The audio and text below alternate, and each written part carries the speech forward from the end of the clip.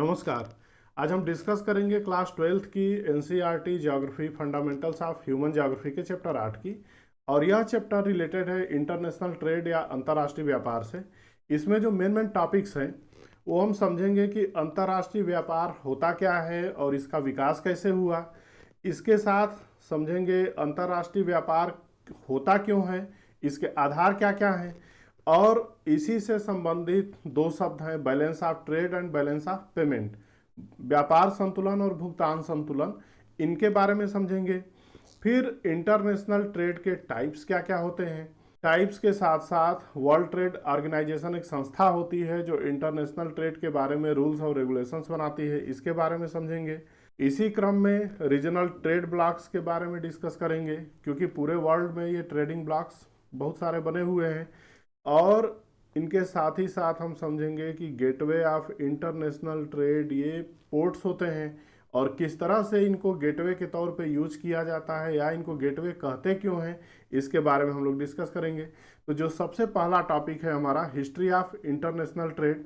तो पहले हम समझते हैं कि ट्रेड क्या है या व्यापार क्या है।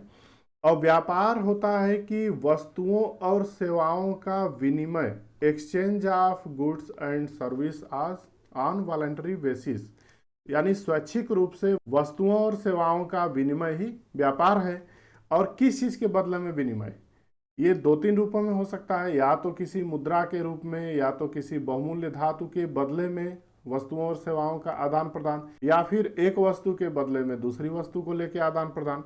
तो इस तरह से एक्सचेंज होता है और यह एक्सचेंज स्वैच्छिक रूप से होता है। व्यापार के लिए न्यूनतम दो पक्ष होने चाहिए, दो से अधिक भी हो सकते हैं।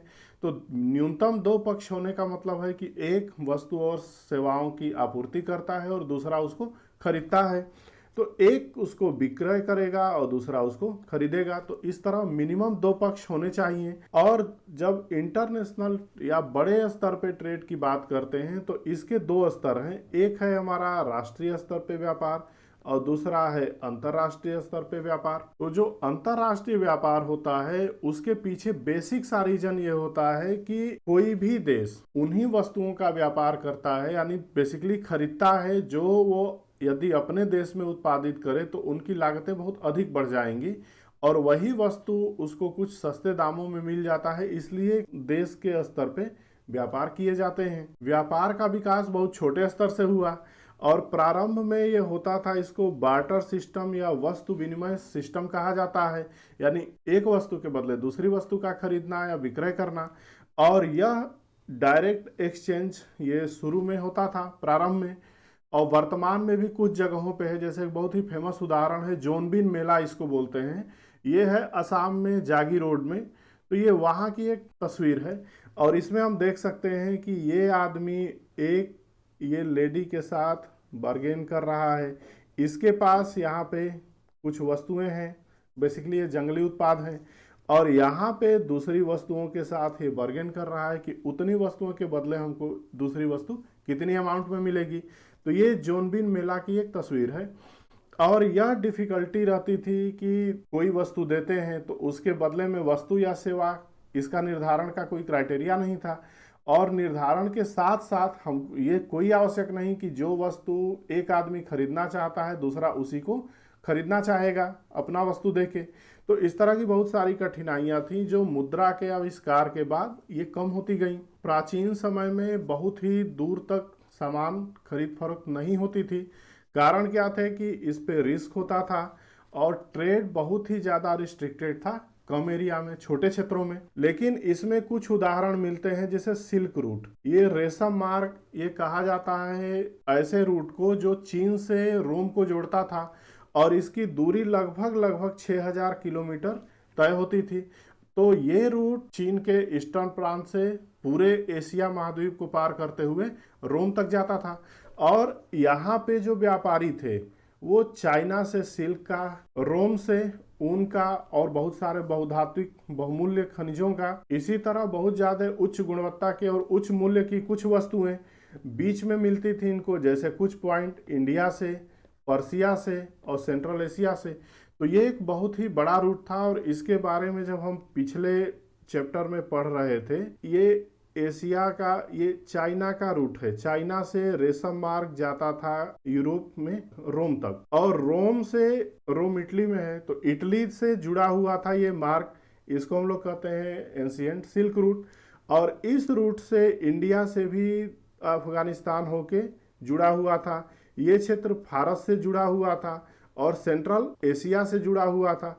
तो ये बहुत ही लंबा, लगभग 6000 किलोमीटर का रूट था जो प्राचीन समय में प्रचलित था। जब रोमन साम्राज्य का विध्वंस हुआ, तो रोमन साम्राज्य के विध्वंस के बाद यूरोपियन देश धीरे धीरे व्यापारिक केंद्र के रूप में उभरने लगे, और 12वीं 13वीं शताब्दी में यूरोपीय देश बड़े व्यापार केंद्रों के रूप में उभर गए। 15वीं शताब्दी के बाद जब यूरोप से उपनिवेशवाद की प्रवृत्ति प्रारंभ हुई, तो उपनिवेशवाद में नए नए क्षेत्रों को खोजा जाने लगा, उनका किस तरह से विदोहन किया जा सकता है, इस चीज को यूरोपियों ने काफी बेहतरी से अंजाम दिया। तो वहां से एक नए तरह के ट्रेड की शुरुआत हुई, जिसको हम लोग कहते हैं स्लेव ट्रेड या गुलामों का व्यापार। और अफ्रीकन कंट्रीज से बेसिकली सबसे ज़्यादा वहीं से हुए।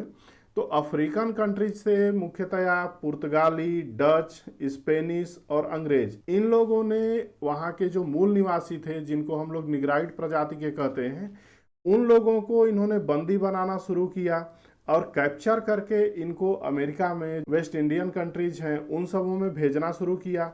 और इसमें बेसिकली यूरोपियंस का एक बड़ा योगदान था प्लांटेशन एग्रीकल्चर का।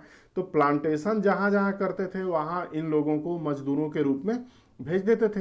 भारत से भी बहुत लोग मजदूरों के रूप में गए, जो Africa, Trinidad Tobago, West Indies, Fiji या और छोटे छोटे द्वीपीय देशों में बसे हुए हैं। और बेसिकली ये तब तक चलता रहा जब तक कि दास प्रथा को पूरी तरह से समाप्त नहीं कर दिया गया। तो ये एक पोस्टर है, एक जस्ट एडवर्टीजमेंट है दासों के बेचने और खरीदने को। यहाँ पे लिखा हुआ है to be sold and let by public auctions. ये है 1829 का ये पोस्टर है, और ये शो करता है दासों के व्यापार को, स्लेव्स खरीदने के लिए। और यूरोप में जैसे औद्योगिक क्रांति आई, इंडस्ट्रियल रिवॉल्यूशन, इसके बाद जो रॉ मटेरियल की डिमांड थी, जैसे ग्रेन्स हुए, मीट, ऊन, ये बढ़ गई। क्योंकि औद्योगिक क्रांति को जब हम देखते हैं तो वो वस्त्र उद्योग से ही प्रारंभ हुई, बेसिकली सूती वस्त्र उद्योग के साथ। लेकिन इन कच्चे पदार्थों की मॉनेटरी वैल्यू जो थी, मौद्रिक मान, ये धीरे धीरे कम होता गया, क्योंकि इसकी जगह पे ज्यादा व्यापार मैन्युफैक्चर्ड गुड या जो अंतिम उत्पाद होते हैं उनका होने लगा। और इस उपनिवेश स्वाद के साथ साथ जो औद्योगिक देश थे, जो जिन देशों ने उद्योग धंधों में काफी प्रगति की, वो लोग धीरे धीरे प्राइमरी प्रोडक्ट को इंपोर्ट करते थे, यानी अपने यहाँ मंगाते थे, और इसको रॉ मटेरियल की तरह से यूज करके जो भी प्रोसेस वस्तुएं होती थीं, जैसे कपास का उत्पादन हुआ उपनिवेश क्षेत्रों में, तो उपनिवेश क्षेत्रों से कपास मंगवा के अपने यहाँ सूती वस्त्र उद्योग बनाया, और उन्हीं उपनिवेशिक क्षेत्रों में ये फिर से सूती वस्त्र बेचते थे। तो इस तरह से एक ऐसा सिस्टम डेवलप हुआ जो कि शोषण का नया औजार बना। औपनिवेशिक देशों की खुद के जो छोटे मोटे उद्योग धंधे थे वो धीरे धीरे चौपट हो गए।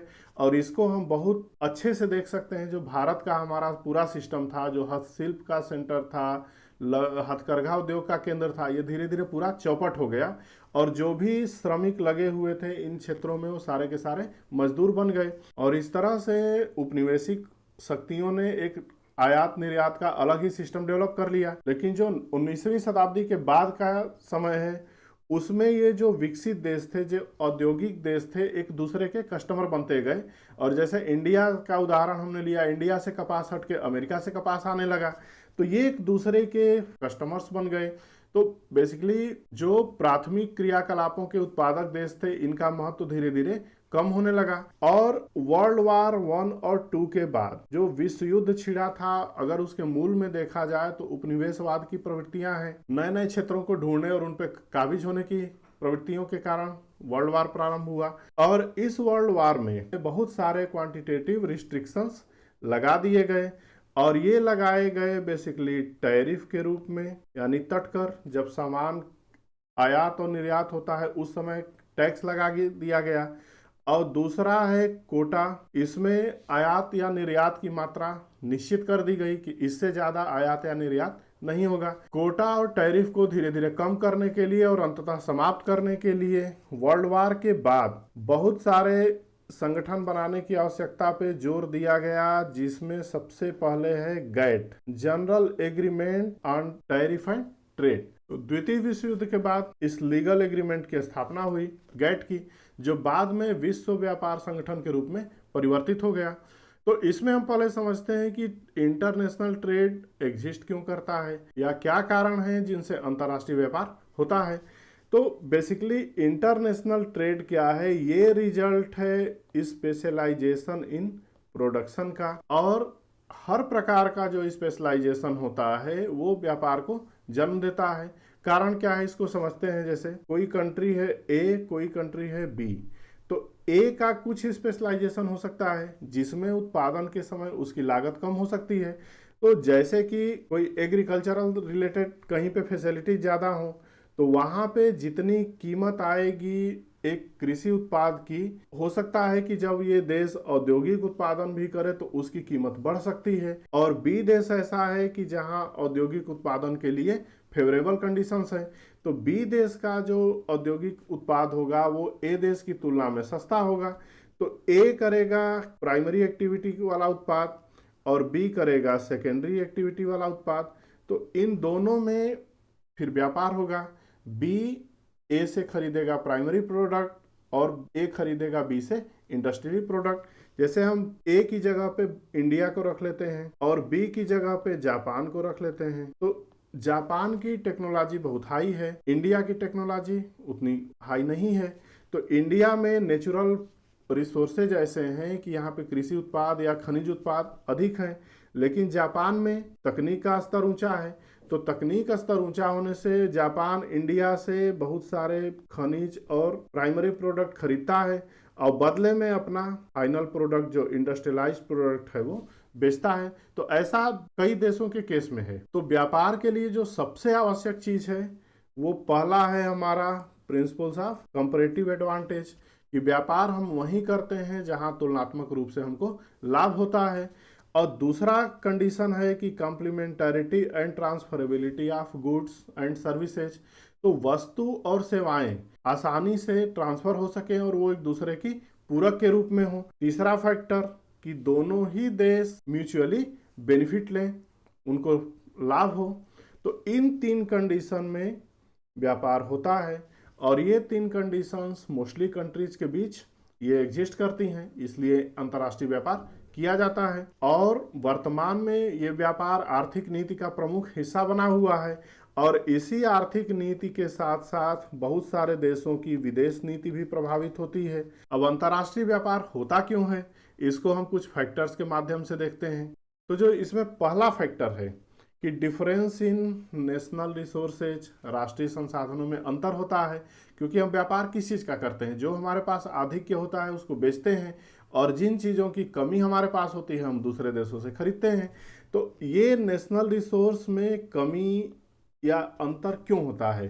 पहला अंतर है जियोलॉजिकल स्ट्रक्चर का, क्योंकि किसी भी स्थान की जो जियोलॉजी होती है, भौमिकी संरचना होती है, वो रिसोर्स को प्रोवाइड कराती है। जिस तरह की चट्टानें होंगी उस तरह के रिसोर्स मिलेंगे और रिसोर्स के साथ साथ जियोलॉजी से ही वहाँ के स्थलाकृति निर्धारित होते हैं। तो जिस तरह की स्थलाकृति होगी वो संसाधन के रूप में कैसे काम करेगा, कहीं पे पर्वत है, कहीं पे बीच है, तो ये पर्यटन उद्योग को आकर्षित करता है। तो पर्यटन आकर्षित होने के कारण मुद्रा के आवागमन में अंतर आ जाएगा। इसी तरह से खनिज संसाधन, तो खनिज संसाधन बेसिकली जहाँ पे अधिक होंगे वहाँ औद्योगिक क्रियाकलाप अधिक होंगे, नेचुरल सी चीज़ है। और ये हमने पढ़ा हुआ है सेकेंडरी एक्टिविटी जब हम पढ़ रहे थे, तो बहुत सारे उद्योग धंधे ऐसे हैं जो कच्चे माल के क्षेत्रों में ही स्थापित होते हैं। इनको वेट लूजिंग रॉ मटेरियल और non weight lose raw material के रूप में पढ़ा था। तो जहाँ भी संसाधन है और बेसिकली खनिज में भी जो भारी खनिजों के संसाधन हैं, वहाँ पे उद्योगों के पनपने की प्रवृत्तियाँ अधिक होती हैं और ये पूरे वर्ल्ड लेवल पे देखी जा सकती हैं। जैसे भारत का छोटा नागपुर का रीजन है, जर्मनी में रूर का रीजन है, अमेरिका में ग्रेट लेक्स का रीजन है। तो जहाँ पे रिसोर्स मिले वहाँ पे इंडस्ट्रियली डेवलपमेंट काफी ज्यादा हुआ। तीसरा फैक्टर इसमें क्लाइमेट है। पादप समुदाय और प्राणी समुदाय, इन दोनों का नियंत्रण जलवायु के अधीन होता है। जैसे उदाहरण के लिए हम ले सकते हैं, अगर हम वूल को लेते हैं, ऊन के उद्योग को, तो यह मुख्यतया ठंडे क्षेत्रों में ही होता है, जबकि इनके विपरीत हम देखें कॉफी का उद्योग, केला का, रबड़ का, ये सारे गर्म क्षेत्रों में होते हैं। क्यों? क्योंकि वहाँ की जलवायु दशाएं इस तरह के प्लांट्स को फेवर करती हैं। तो ये 3 कारण हैं जिनके कारण किसी भी देश के रिसोर्स के अवेलेबिलिटी में अंतर आता है। अब जो दूसरा फैक्टर है जनसंख्या का फैक्टर। तो जनसंख्या में भी साइज ऑफ पॉपुलेशन और कल्चरल फैक्टर, तो सांस्कृतिक कारकों को हमने पढ़ा था कि ये टूरिज्म को काफ़ी ज़्यादा आकर्षित करते हैं। इनके साथ ही साथ जैसे ईरान का कालीन है, चीन के जो चीनी मिट्टी के बर्तन हैं इन्हें पार्सलिन कहा जाता है, उत्तरी अफ्रीका के चमड़े का सामान है, ये सारी चीज़ें ऐसी हैं जो वहाँ की वस्तुओं को निर्यात के द्वार खोलती हैं।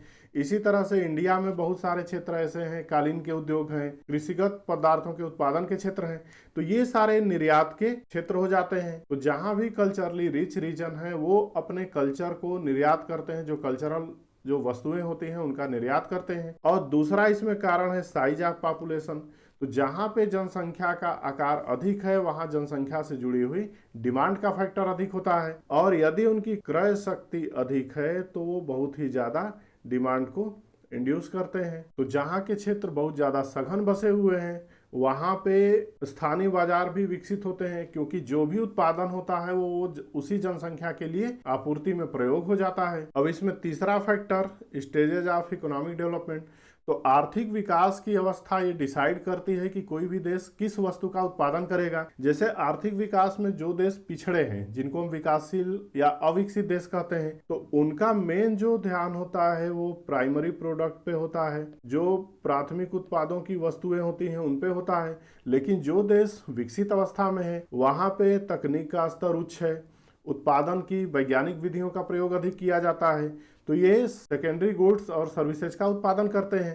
तो यहाँ पे हम देख सकते हैं कि जो विकसित देशों से विकासशील देशों की तरफ प्रवाह होता है वो तकनीक का होता है, सेवाओं का होता है और द्वितीयक उत्पादों का, यानी कि बड़े भारी मात्रा में मशीन, कल पुर्जे इस तरह से भेजते हैं डेवलप्ड कंट्री, डेवलपिंग कंट्रीज में। जबकि जो डेवलपिंग कंट्रीज हैं वो खाद्यान्न, फल, सब्जियां या जो प्राथमिक उत्पादों पर आधारित क्रियाकलाप हैं उनके द्वारा जो प्रोडक्ट उत्पन्न होते हैं उनको अल्प विकसित देश विकसित देशों को भेजते हैं। तो ये एक इकोनॉमिक डेवलपमेंट बहुत ही बड़ा भूमिका अदा करता है कि कौन सा देश किस तरह की वस्तुओं का निर्यात करेगा और किस तरह की वस्तुओं का आयात करेगा। अब इसमें जो चौथा फैक्टर है एक्सटेंट ऑफ फॉरेन इन्वेस्टमेंट। तो फॉरेन इन्वेस्टमेंट का मतलब ये होता है कि विदेशों से हमारे पास कितनी मात्रा में पूंजी का इनपुट आ रहा है, कितना प्रवाह आ रहा है, और यह अल्प विकसित देशों के लिए बहुत ही ज़्यादा आवश्यक है। क्यों? क्योंकि यहाँ पे हर सेक्टर में, प्राइमरी, सेकेंडरी, टर्शियरी, सभी सेक्टर में पूंजी का अभाव होता है। तो ये पूंजी इन देशों में विकास के लिए बहुत ही महत्वपूर्ण कारक के रूप में काम करती है। तो एफडीआई का क्षेत्र कृषि का भी क्षेत्र हो सकता है, उद्योग का क्षेत्र हो सकता है, खनन का हो सकता है, सेवाओं का हो सकता है। तो इनसे डेवलपमेंट होने का पूरा चांस है। और इसको हम दो देशों के उदाहरण से समझ सकते हैं। एक हमारा है चाइना और दूसरा है हमारा इंडिया। तो चाइना ने अपनी इकोनॉमी खोल दी 90s के ही दशक में, और यहाँ पे बहुत सारी कंपनियों ने निवेश किया, और उस निवेश के परिणाम स्वरूप चीन के विकास का स्तर काफ़ी ऊंचा है। भारत ने भी अपनी अर्थव्यवस्था खोली, लेकिन लेट खोला। तो भारत में भी बहुत सारी पूंजी का निवेश हुआ, और उन पूंजी निवेश के कारण यहाँ पे बहुत ज़्यादा डेवलपमेंट हुआ। और इसमें लास्ट जो फैक्टर है वो है ट्रांसपोर्ट या परिवहन। तो परिवहन की सुविधा के साथ अंतर्राष्ट्रीय व्यापार काफ़ी ज़्यादा बढ़ा है। पहले व्यापार बहुत सीमित होता था, जैसे अभी हमने उदाहरण देखा सिल्क रूट का।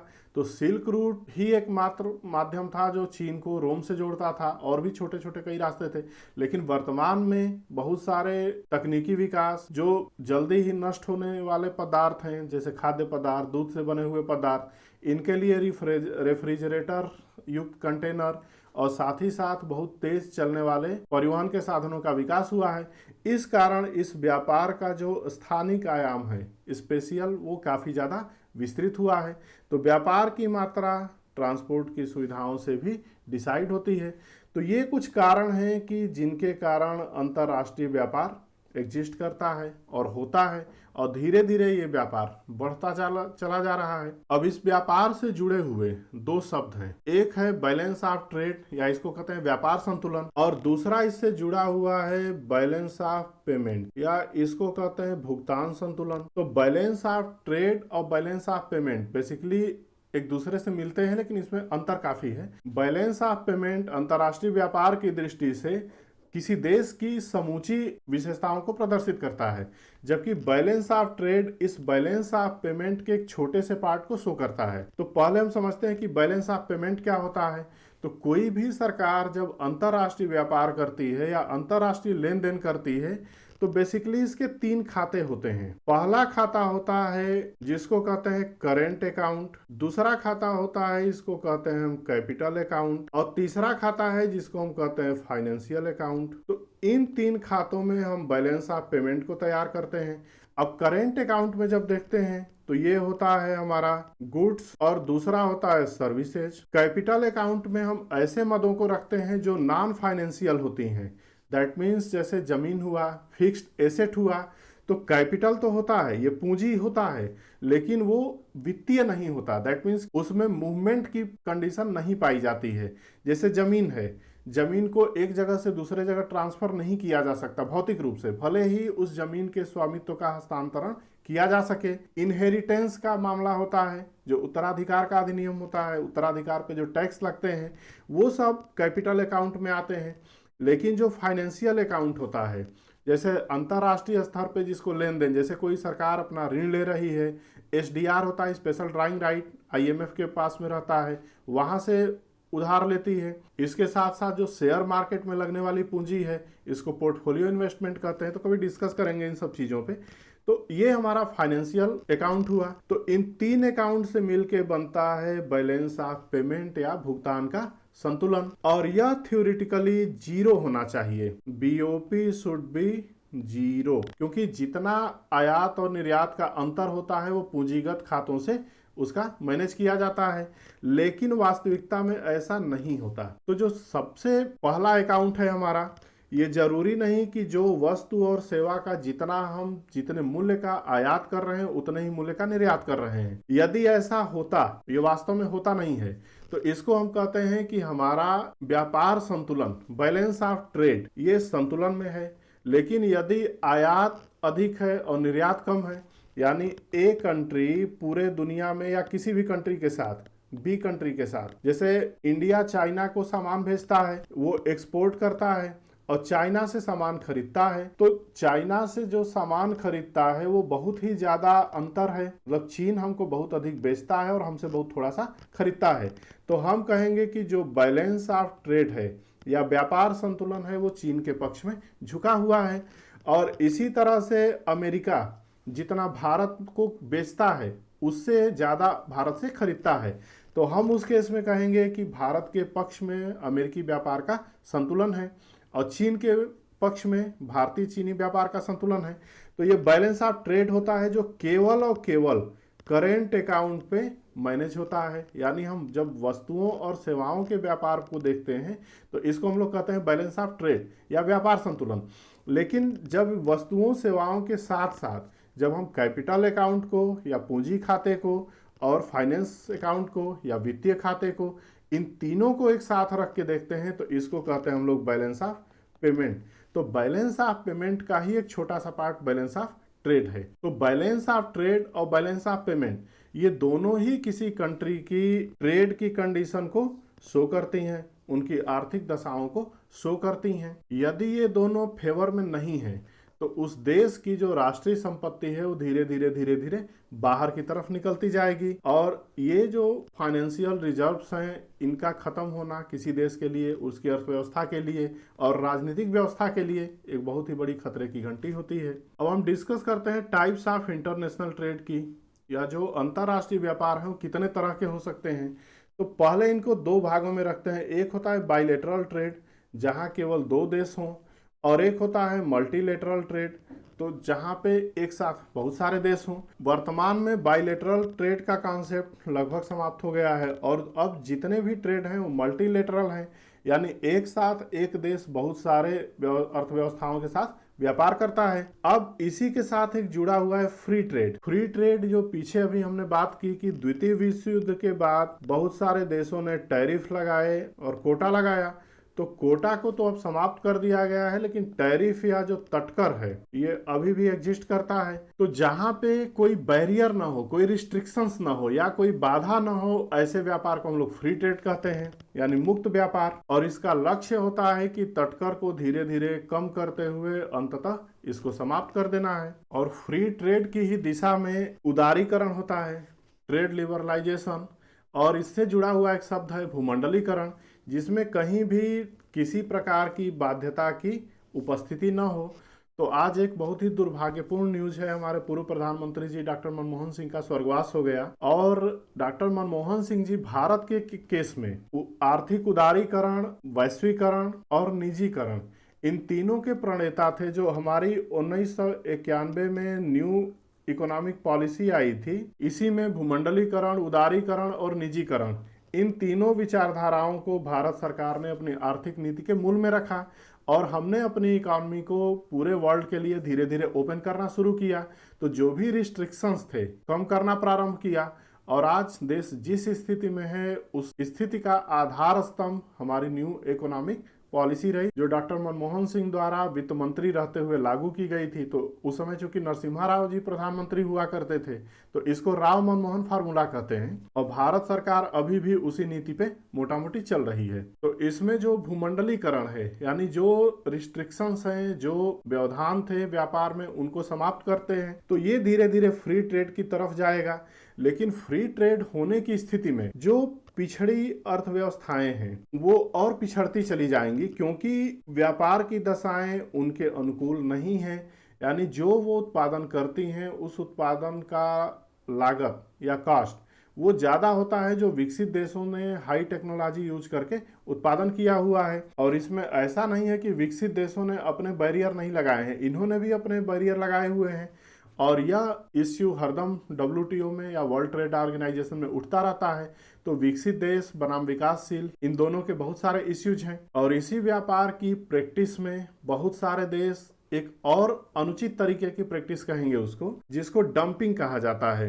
डंपिंग का मतलब ये होता है कि कोई भी देश जिस कीमत पे अपने घरेलू व्यापार में वस्तुओं को बेचता है, उससे जानबूझ के कम कीमत पर अंतर्राष्ट्रीय व्यापारों में या किसी दूसरे देश के बाजारों में बेचता है। फिर से उदाहरण लेते हैं हम लोग इंडिया और चाइना। चाइना के ऊपर अक्सर ये आरोप लगता है कि ये इंडियन मार्केट में अपने सामानों को डंपिंग कर रहा है। डंपिंग का मतलब ये हुआ कि जितने दाम पे वही सामान चीन के घरेलू बाजार में बिक रहे हैं, उससे सस्ते बाजार मूल्य पर वो भारत में बिक रहे हैं। और इससे क्या होता है कि जो भारत के उद्योग हैं वो काफ़ी ज़्यादा परेशानी का सामना करते हैं। और अल्टीमेटली धीरे धीरे चाइना के सामान भारतीय बाजारों पे कब्जा कर लेंगे। अगर ये स्थिति रही, तो इस स्थिति से बचने के लिए जिस मार्केट में डंपिंग हो रही है, यह देश एंटी डंपिंग ड्यूटी लगा सकता है। और एंटी डंपिंग ड्यूटी उतनी ही हो सकती है मैक्सिमम जितना कि डंप किया गया हो, और यह WTO के द्वारा रोका नहीं गया है। अब हम डिस्कस करते हैं वर्ल्ड ट्रेड ऑर्गेनाइजेशन के बारे में।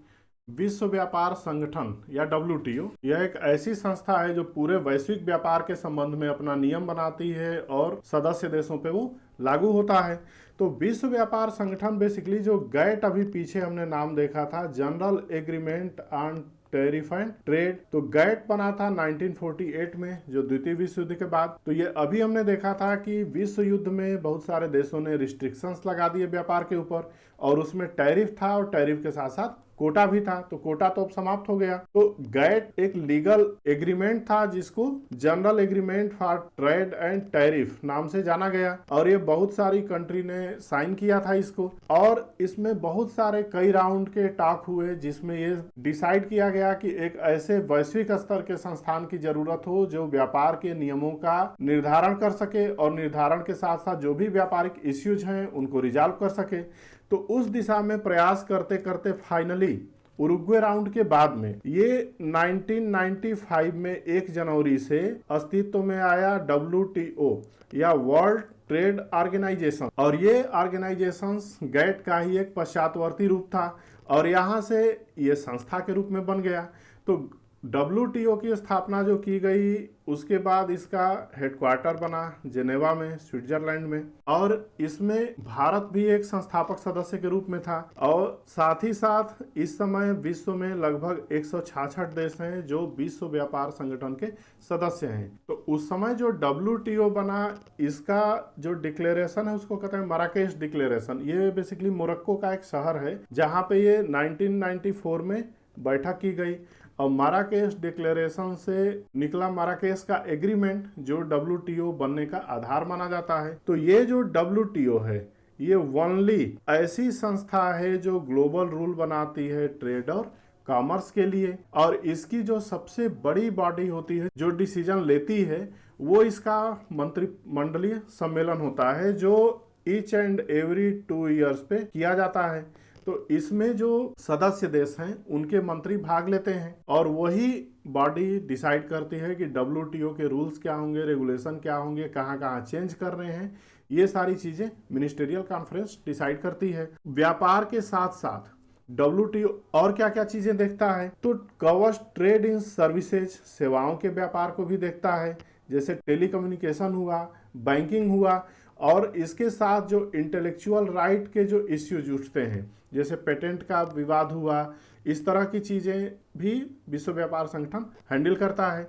लेकिन बहुत सारे इश्यूज पे इसकी आलोचना भी की जाती है, क्योंकि अभी हमने जस्ट देखा था कि जब विश्व व्यापार होगा तो कुछ देश फायदे में रहेंगे, कुछ देश ज्यादा नुकसान की स्थिति में रहेंगे। तो यहाँ पे जो फ्री ट्रेड का कॉन्सेप्ट है कि WTO चाहता है कि पूरे ग्लोब पे फ्री ट्रेड हो, तो ये फ्री ट्रेड जो गरीब देश हैं उनको और ज्यादा गरीब करेगा और अमीर देशों को और ज्यादा अमीर करेगा। दूसरा जो इसमें इश्यू उठता है कि जो प्रभावशाली देश हैं वो अपने पक्ष में WTO की नीतियों को बनवा पाने में सक्षम है, तो इसलिए व्यापार उनके पक्ष में झुका रहता है। और तीसरा इसमें है कि बहुत सारे डेवलप्ड कंट्रीज भी अपने मार्केट को अविकसित या विकासशील देशों के वस्तुओं के लिए ओपन नहीं किए हुए हैं, उन पे भी रिस्ट्रिक्शंस लगे हुए हैं। और साथ ही साथ WTO के रूल्स में स्वास्थ्य, वर्कर के जो अधिकार हैं, चाइल्ड लेबर और पर्यावरण के इश्यूज को इग्नोर किया जाता है, जो हमारे ह्यूमन डेवलपमेंट के लिए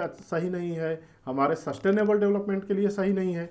तो ये कुछ इश्यूज हैं। जो इन्फ्लुएंशियल नेशंस की बात हम लोग करते हैं तो हम अमेरिका का उदाहरण ले सकते हैं।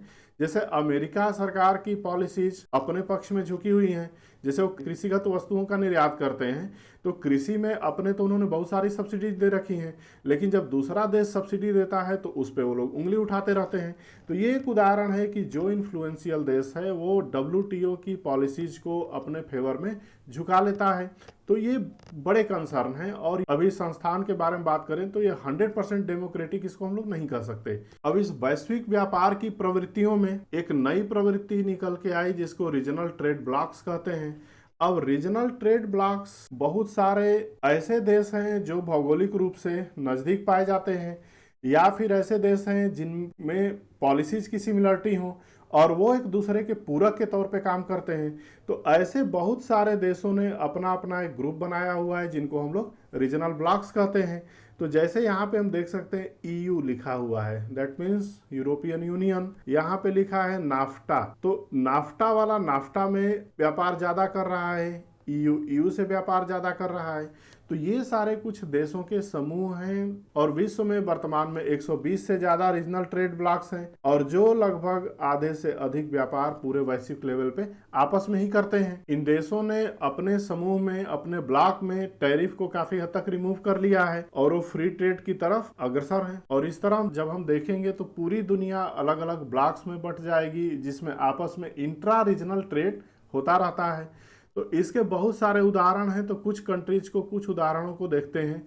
तो सबसे पहला ट्रेड ब्लॉक है आसियान। आसियान में कई सारे देश हैं, इसको कहते हैं association of south east Asian Nations, और इसका जो हेडक्वार्टर है वो जकार्ता में है, इंडोनेशिया में। तो इसमें देश कौन कौन से हैं? ब्रुनई है, इंडोनेशिया, मलेशिया, सिंगापुर, थाईलैंड और वियतनाम। तो इन सारी कंट्रीज को जब हम एटलस पे देखते हैं तो ये एक ही क्षेत्र में स्थित देश हैं लगभग। तो इन लोगों ने अपना ग्रुप बनाया, ये बना था 1967 में। और जो इनके बीच व्यापार किया जाता है वो एग्रो प्रोडक्ट्स हैं, रबड़ है, पाम ऑयल, काफ़ी, मिनरल्स, इसमें कई तरह के मिनरल हैं, पेट्रोलियम है, देन सॉफ्टवेयर प्रोडक्ट्स हैं। तो ये इन सारी वस्तुओं का व्यापार ये लोग आपस में करते हैं। और व्यापार के साथ साथ ये economic growth, cultural development, peace और उस रीजन की शांति में भी ये काफ़ी बड़ी भूमिका निभाते हैं। तो ये एक ट्रेडिंग ब्लॉक है आसियान। अब दूसरा ट्रेडिंग ब्लॉक देखते हैं। दूसरा ट्रेडिंग ब्लॉक है CIS या कॉमनवेल्थ ऑफ इंडिपेंडेंट स्टेट्स। इसका जो मुख्यालय है बेलारूस, एक देश है बेलारूस के मिन्स्क में है। तो बेसिकली जो CIS है वो जो पूर्ववर्ती सोवियत संघ था, जब वो टूटा तो उसी के ये देश हैं, लाटविया लिथुआनिया को छोड़ के। लाटविया लिथुआनिया वगैरह CIS के मेंबर नहीं हैं। तो इसमें जो मेंबर हैं आर्मेनिया, अजरबैजान, बेलारूस जहाँ पे मिन्स्क है, जॉर्जिया, कजाकिस्तान, किर्गिजिस्तान, मोल्डोवा, रूस खुद ही, तजिकिस्तान, तुर्कमेनिस्तान, यूक्रेन और अजरबैजान, ये सारे कंट्री हैं CIS के। और अभी तो रूस और यूक्रेन काफ़ी लंबे समय से युद्ध में लगे हुए हैं। ये जो आपस में वस्तुओं का आयात निर्यात करते हैं, ये कच्चा तेल है, नेचुरल गैस है, गोल्ड, कॉटन, फाइबर और एल्युमिनियम है। और इनका जो और एरिया है वो है कोऑपरेशन और इंटीग्रेशन, किस चीज़ में, अर्थव्यवस्था में, डिफेंस में, और डिफेंस के साथ साथ फॉरेन पॉलिसीज में। तो ये सारे एक अलग ही ग्रुप बने हुए हैं। अब इसमें तीसरा ग्रुप है EU या यूरोपीय यूनियन।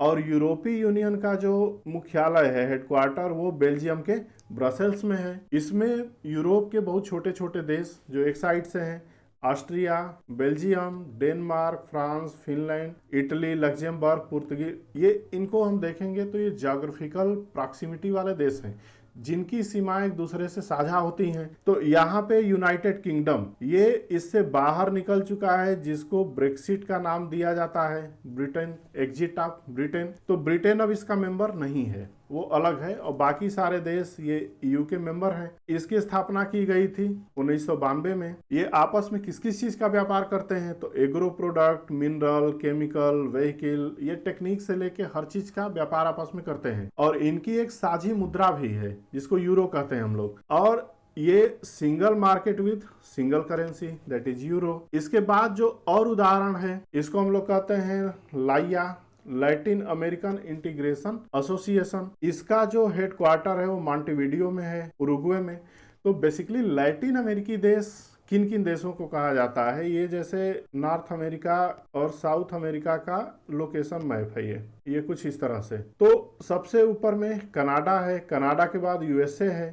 तो कनाडा और USA इन दोनों को छोड़ के जो ये पूरा अमेरिका है, दक्षिण अमेरिका तक, इसको कहा जाता है लैटिन अमेरिका।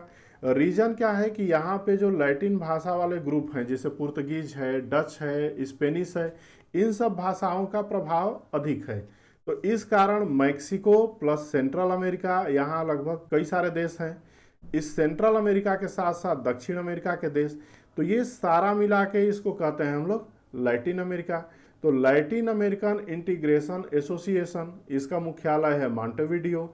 और इसमें जो देश जुड़े हुए हैं, जो प्रमुख देश हैं, Argentina, Bolivia, Brazil, Colombia, Ecuador, Mexico, ये तो उत्तरी अमेरिका में आ गया, पराग्वे, पेरू, उरुग्वे और वेनेजुएला, ये सारे देश हैं दक्षिण अमेरिका के। अब इसके साथ ही साथ एक और रीजनल ब्लॉक है, इसको हम लोग कहते हैं NAFTA, north American free trade association, NAFTA. इसके 3 मुख्यालय हैं और जो 3 देशों को प्रदर्शित करते हैं।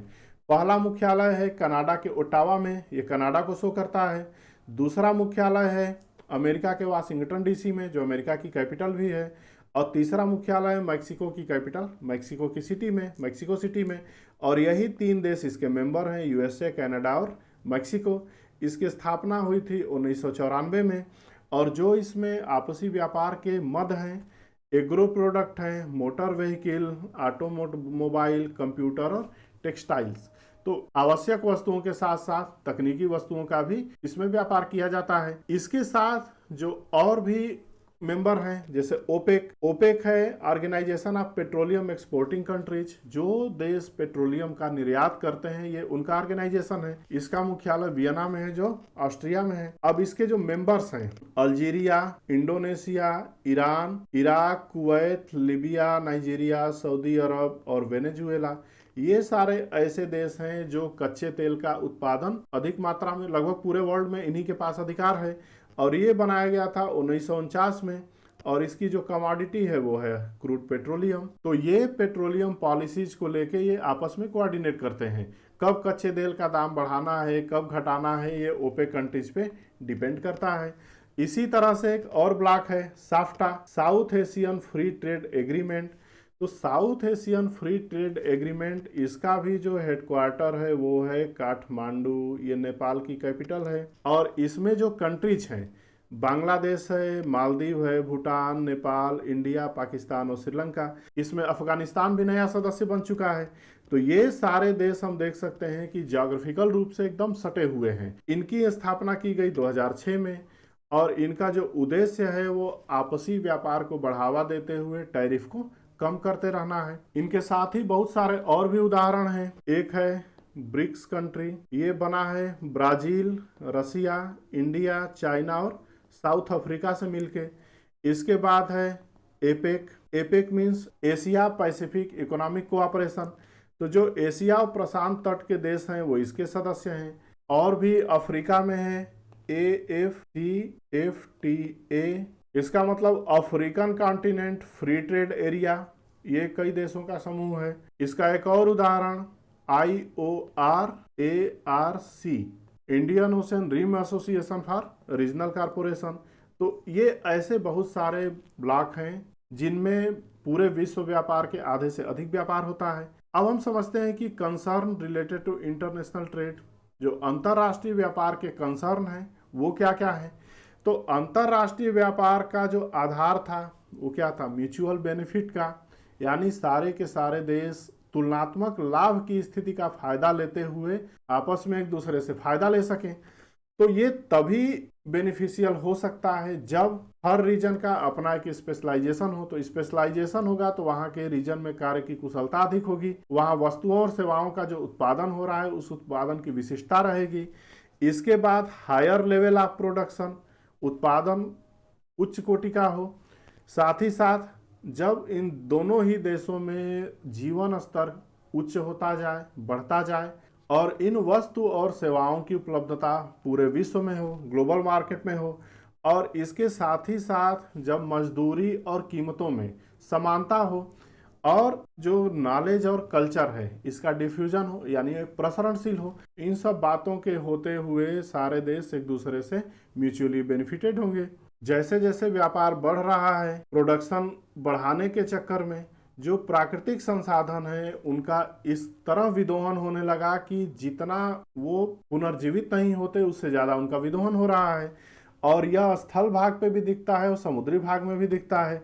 तो जो मेरीन लाइफ है समुद्रों की वो भी इससे काफ़ी खतरे में आ गई है। बहुत सारी प्रजातियां संकटापन और विलुप्त होने के कगार पे हैं।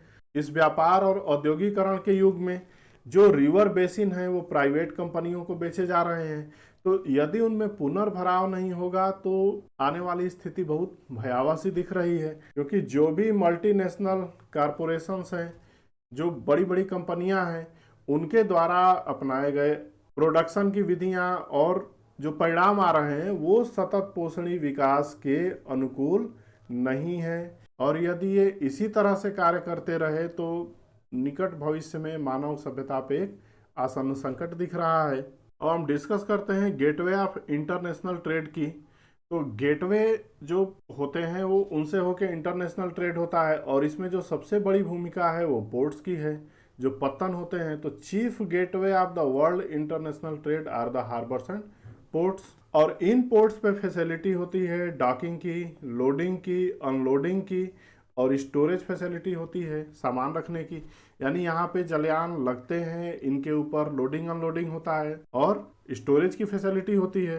तो कोई भी पत्तन कितना ज़्यादा महत्वपूर्ण है ये डिपेंड करता है कि उससे ढोए गए सामान का आकार क्या है, साइज क्या है, और कितने नंबर ऑफ शिप्स वहाँ पे हैंडल होते हैं।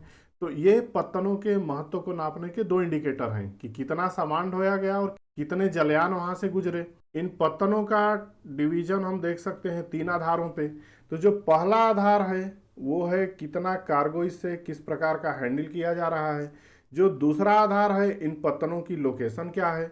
और जो तीसरा आधार है वो इन पत्तनों का स्पेशलाइज्ड फंक्शन क्या है। तो जब पहले आधार की बात करते हैं तो कार्गो हैंडल्ड, तो पहला प्रकार है इंडस्ट्रियल पोर्ट। ये ऐसे पत्तन हैं जहां औद्योगिक साजो सामान के आयात और निर्यात की सुविधाएं रहती हैं। जो कमर्शियल पोर्ट होते हैं तो औद्योगिक सामानों के साथ ये यात्रियों को भी आवागमन की सुविधा प्रदान करते हैं। और तीसरा जो होता है वो कॉम्प्रिहेंसिव पोर्ट या विस्तृत पत्तन। तो ये पत्तन बहुत बड़े बड़े पोर्ट होते हैं जो बहुत ही ह्यूज अमाउंट में सामानों का और यात्रियों का दोनों का ही प्रबंधन करते हैं। तो विश्व के जितने भी बड़े पोर्ट्स हैं वो सारे के सारे वो कॉम्प्रिहेंसिव पोर्ट के उदाहरण होते हैं। अब जो दूसरा प्रकार है इसको हम देख सकते हैं इनलैंड पोर्ट और आउट पोर्ट्स। इनलैंड पोर्ट्स ऐसे पत्तन होते हैं जिनकी अवस्थिति समुद्र तटों से दूर किसी नदी या नहर के किनारे पे होती है, कुछ इस तरह से। और यहाँ है हमारा सी। और जो आउट पोर्ट्स होते हैं ये अधिक गहराई के पत्तन होते हैं और इनकी उपस्थिति लगभग ये समुद्र तट के आसपास रहती है। तो आंतरिक भागों में बनने वाला पत्तन इनलैंड पत्तन है और बाह्य पोर्ट जो समुद्र के तट पे बनते हैं। इसी तरह से जो स्पेशलाइज्ड फंक्शंस हैं उसके आधार पे जब हम पत्तनों को विभाजित करते हैं तो पहला आयल पोर्ट्स, ऐसे पत्तन जहां से तेल का निर्यात किया जाता है, तेल का आयात या वहां पे तेल शोधक कारखाने होते हैं। तो बहुत सारे पत्तन ऐसे हैं, इसमें हम उदाहरण ले सकते हैं लेक मराकाइबो क्षेत्र है, तेल उत्पादक क्षेत्र है वेनेजुएला में। आप दक्षिण अमेरिका का एटलस मैप उठाइए और सबसे उत्तर में देखिए जो वेनेजुएला देश है वहाँ पे है मराकाइबो पोर्ट। लीबिया में त्रिपोली का पोर्ट है। एबादान है पर्शियन गल्फ के पास में, ये तेल परिष्करण का कारखाना है। इसके साथ अदन का पोर्ट है यमन कंट्री में। तो ये सब उदाहरण हैं आयल पोर्ट के। अब दूसरा इसमें port of call. Port of call का मतलब ये होता है कि मेन रूट से थोड़ा सा हट के ऐसा पत्तन होता है जहाँ पे जलयान कुछ देर के लिए रुकते हैं, वहाँ फ्यूलिंग रिफ्यूलिंग की सुविधा होती है, विश्राम की सुविधा होती है। तो इसमें जो पोर्ट ऑफ अडेन है, अडेन ये यमन में है। तो जो स्वेज कैनाल का रूट आता है जो सीधे बंबई श्रीलंका या कराची की तरफ आता है, तो अदन का पोर्ट वहीं पास में स्थित है। तो जहाज वहां पे अदन के पोर्ट में रुक जाते हैं। जैसे कुछ इस तरह का मैप है वो, और रेड सी से स्वेज कैनाल होकर निकलता है। तो जब कोई जलयान यहाँ से आता है सीधा जाना है तो यहाँ पे अदन का पोर्ट है, तो वो यहाँ रुक के फ्यूलिंग रिफ्यूलिंग करा के फिर तब आगे वो बढ़ता है। तो ऐसे पोर्ट को पोर्ट ऑफ कॉल कहते हैं। जो तीसरा प्रकार है इसको कहते हैं पैकेट स्टेशन, या ये ऐसे छोटे बंदरगाह होते हैं जो फेरी का काम करते हैं, यानी इनसे कम दूरी की शिप्स अप एंड डाउन करती हैं, जो सामान भी ढोती हैं और यात्रियों को भी ढोती हैं। इन सबके उदाहरण हम डायग्राम पे अभी समझते हैं। ये है एंट्रपोर्ट पोर्ट, या ये ऐसे पत्तन होते हैं जो अपने पास वस्तुओं को निर्यात करने के लिए विभिन्न देशों से सामान को संग्रहण करते हैं। इसमें हमने पिछले चैप्टर में जब राइन वाटरवेज पढ़ा था तो एक रोटरडम शहर का नाम पढ़ा था कि रोटरडम राइन का पत्तन है। तो राइन नदी में बहुत सारे पोर्ट आंतरिक भागों में थे और उन सभी पत्तनों से वस्तुएं और सेवाएं जाके रॉटरडम पे केंद्रित होती हैं, फिर रॉटरडम से उनको दूसरी जगह भेज दिया जाता है। तो रॉटरडम एक आंथ्रोपो पत्तन का उदाहरण है। और नेवल पोर्ट होते हैं जो नौसेना के प्रयोग के लिए आते हैं, जैसे भारत में कारवाड़ है, कोच्चि है। अब इन सबको हम डायग्राम की सहायता से समझते हैं। जैसे पहला डायग्राम है ये संघाई पोर्ट का है। संघाई दुनिया के सबसे व्यस्तम पोर्ट्स में से एक है और ये उदाहरण प्रस्तुत करता है कॉम्प्रिहेंसिव पोर्ट का। और वैसे ही ये है हमारा जवाहरलाल नेहरू नावा सेवा, मुंबई का पोर्ट है ये। तो इसमें भी हम देख सकते हैं इसकी कैपेसिटी बहुत ज़्यादा, यहाँ पे गुड्स कैरियर और ये फैसिलिटीज। अब यहाँ पे हम देख सकते हैं ये हल्दिया है यहाँ पे, और हल्दिया के साथ साथ यहाँ कोलकाता है। तो कोलकाता आंतरिक पत्तन का उदाहरण प्रस्तुत करता है क्योंकि यहाँ से ये हुगली नदी गई हुई है और हुगली नदी इसको पत्तन का सुविधा प्रोवाइड कराती है। कलकत्ता समुद्र तट से काफ़ी अंदर है। और हल्दिया समुद्र के लगभग तट पे है। इसी तरह हम देख सकते हैं मेम्फिस, ये मिसिसिपी नदी के किनारे पे है। ये मिसिसिपी बह के आ रही है और यहाँ पे ये डेल्टा का निर्माण करती है। ये मैक्सिको की खाड़ी से जुड़ा हुआ है। यहाँ पे हम देख सकते हैं डरबन पोर्ट का ये इमेज है। ये स्थल भाग के बाहरी हिस्से में स्थित है जिसके आगे समुद्र का विस्तार है। तो ये एक डीप पतन का उदाहरण प्रस्तुत करता है। ये डायग्राम है फेरी का। यहाँ पे देख सकते हैं ये डोवर है और डोवर के साथ ये कैलिस है। ये इंग्लैंड है जिसकी राजधानी लंदन, और यहाँ पे देश है फ्रांस। तो इसको हमने फ्रांस और इंग्लैंड को जोड़ने वाली रेल लाइन के बारे में पढ़ा था कि चैनल टनल लंदन को पेरिस से जोड़ती है। लेकिन जो स्टेशन है इंग्लैंड के साइड ये डोवर और फ्रांस के साइड ये कैलिस, ये हमने पढ़ा था कि बीच में एक आंतरिक सुरंग का निर्माण हुआ है जिस सुरंग में रेल की टनल है और उसमें रेलगाड़ियां मूव करती हैं, जिसको हमने चैनल टनल के रूप में पढ़ा था। तो यहाँ पे ये पैकेट स्टेशन भी हैं, यानी यहाँ से जलयान कैलिस आते हैं, कैलिस से डोवर जाते हैं। इस तरह से ये पैकेट स्टेशन पोर्ट की तरह से ये काम करते हैं। और जो लास्ट आंथ्रोपो पोर्ट, ये इमेज है रोटरडम का। यहाँ से हम देख सकते हैं ये राइन नदी फ्लो होके आ रही है और राइन के किनारे पे रोटरडम स्थित है। और ये यूरोप का सबसे व्यस्त बंदरगाह है क्योंकि ये आंतरिक भागों से बहुत सारा कई देशों से सामान एकत्रित करता है और यहाँ पे इकट्ठा करता है, और इसके बाद ये उत्तरी अटलांटिक सी रूट के द्वारा यहाँ से निर्यात कर दिया जाता है। तो ये कुछ पत्तनों के उदाहरण थे with diagram. That's all for the day. Thank you.